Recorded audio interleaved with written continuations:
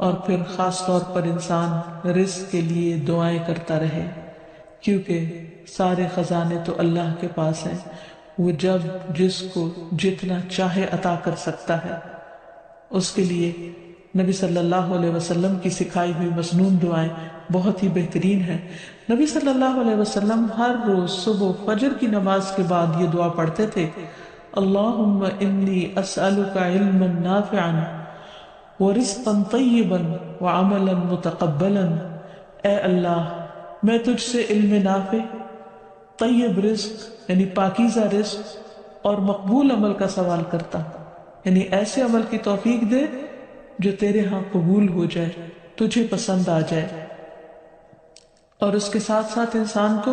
حرام سے بچنے کی دعا کرنی چاہیے۔ اس سلسلے میں آپ صلی اللہ علیہ وسلم نے جو دعا سکھائی وہ ہے، اللہم اکفنی بحلالک عن حرامک واغننی بفضلک عمن سواک۔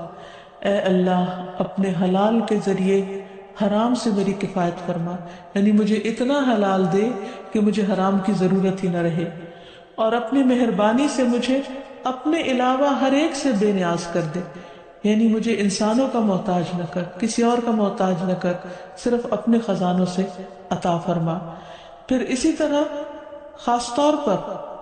بڑھاپے کی زندگی کے لیے وسعت رزق کی دعا کرنی چاہیے، کیونکہ جب انسان بوڑھا ہو جاتا ہے تو اس کے اعضاء کمزور ہو جاتے ہیں، وہ اپنے لیے خود کچھ کمائی نہیں کر سکتا، وہ دوسروں پر ڈیپینڈنٹ ہو جاتا ہے، تو اس وقت وسیع رزق کی دعا سکھائی گئی۔ فرمایا اللہم اجعل اوسع رزقک علی عند کبر سنی وانقطاع عمری۔ اے اللہ، جب میں بوڑھا ہو جاؤں اور میری عمر ختم ہونے لگے تو میرے رزق کو وسیع کر دے۔ اور اسی طرح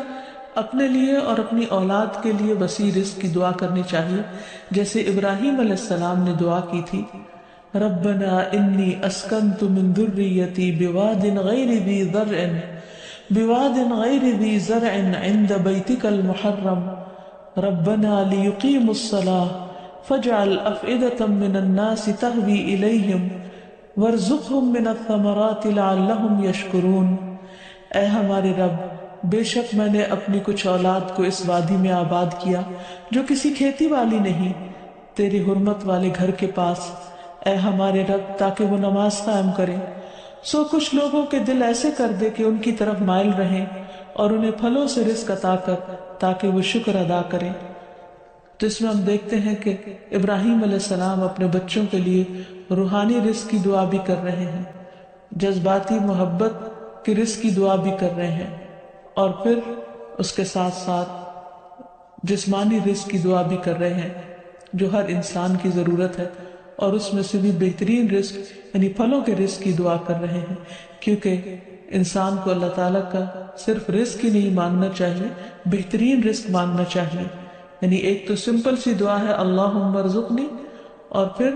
ورزقنا وانت خیر الرازقین، جو سورۃ المائدہ میں اللہ تعالیٰ نے دعا سکھائی ہے، اور ہمیں رزق دے اور تو سب رزق دینے والوں میں سے بہترین ہے۔